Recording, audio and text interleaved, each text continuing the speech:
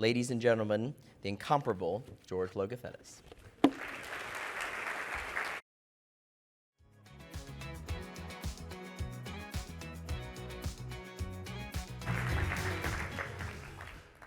Wow, the bar has been set high. Ladies and gentlemen, good morning. It has been 6 long years since I addressed you. Within that time, it feels like I've lived 6 lifetimes. My absence was not a matter of choice, it was a matter of health. A 1 in a million freak accident 5 years ago unlocked a relentless cascade of complications which took me to the gates of hell. It affected every aspect of my life. I was in pain from the morning until the night. My goal each day was simply to get through that day. Now, one might look at my own recovery as my own odyssey. But unlike the Greek Odysseus, mine lasted 5 years, thank God, not 10. Odysseus was beset with shipwrecks, storms, fearsome monsters. I was beset by multiple rehabilitation challenges, each one more daunting than the last. Every obstacle surmounted simply brought on another obstacle. But temporary regression is sometimes a necessary step in a more permanent progression.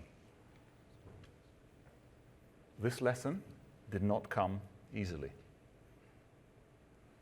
Now, our memories during crisis can be murky, but they can also be profound.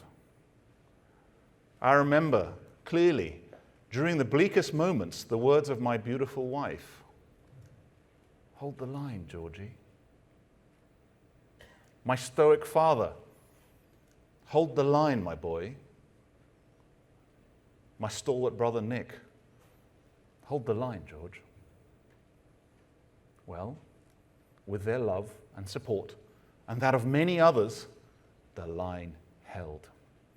And I am so very grateful to be here today, to be in the position once again to welcome you all to Concordia. Presidente.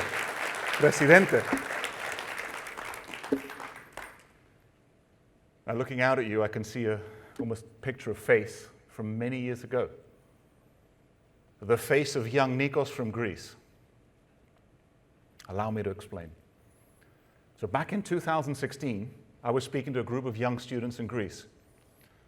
One of them, Nikos, asked me about Concordia. I gave an explanation and then asked him, "Would you like to attend this year?" Shocked and stumped for words, he said, "Yes."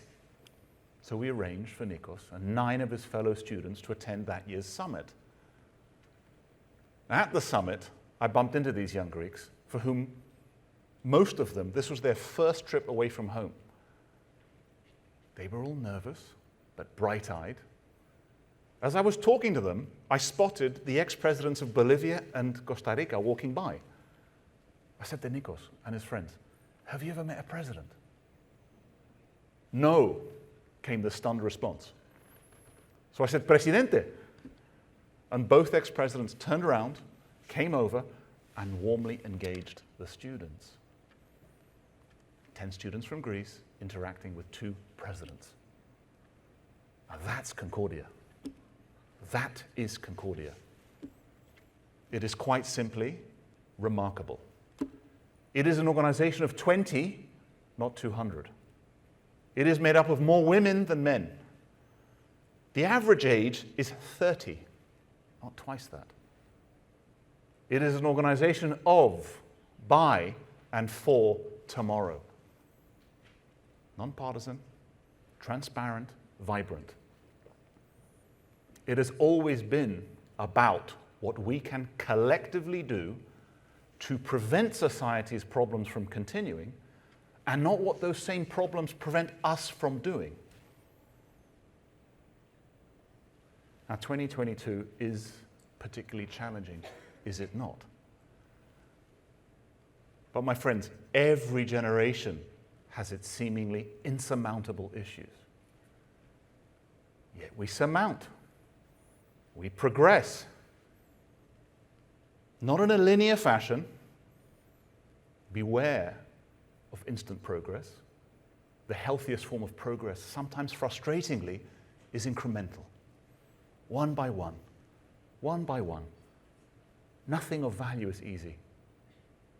But we always move forward. And sometimes it is particularly useful to look into yesterday, for doing that can bring perspective to today.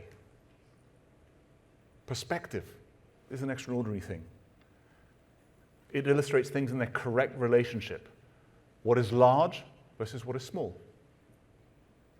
What might be important versus what is not. What demands immediate attention and what does not. A second definition of perspective is that of different viewpoints. The young and the old, the affluent and the not, the struggling and the successful, and everyone in between. And perhaps the issues we struggle with today require both kinds of perspective. This is what I know Concordia offers to all of us.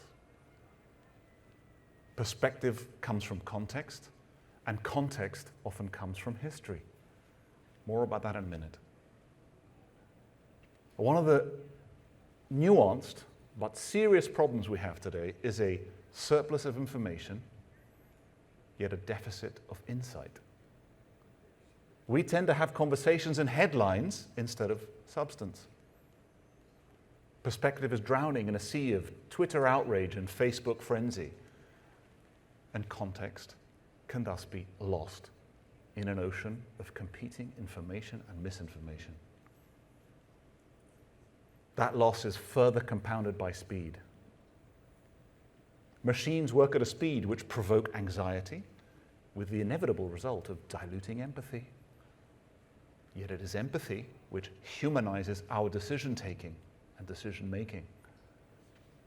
It is the blinding speed of algorithms which can dehumanize them.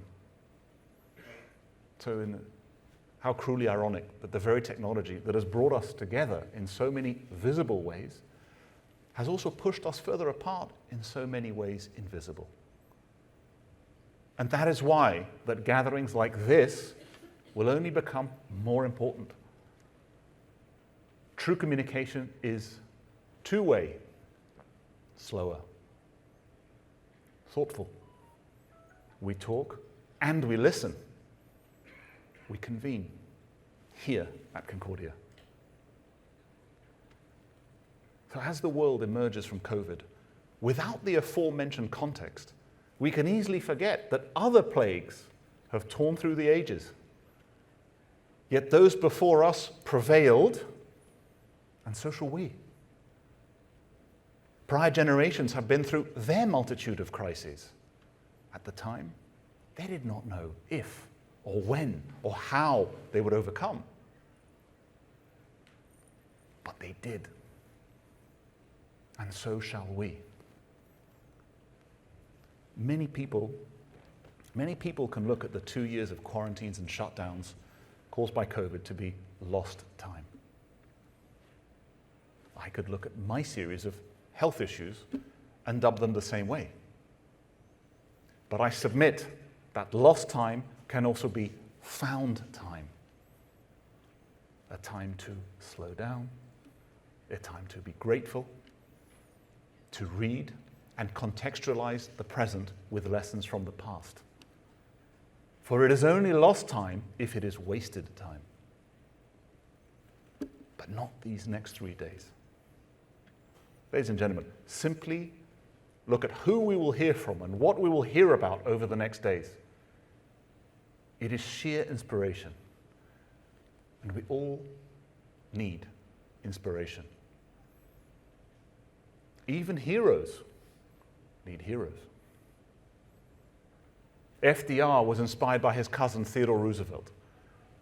Theodore Roosevelt was inspired by Abraham Lincoln. Lincoln was inspired by George Washington. And Washington, well, Perhaps he just had to look in the mirror. Inspiration comes from within and from without. And Concordia was founded all those years ago, in great part to provide some of that inspiration. That has always been the heartbeat and soul of this organization. So, ladies and gentlemen, for the next days, as presidents meet students, business leaders engage with pupils, and experts meet innovators, inspiration awaits. Use it wisely. Thank you.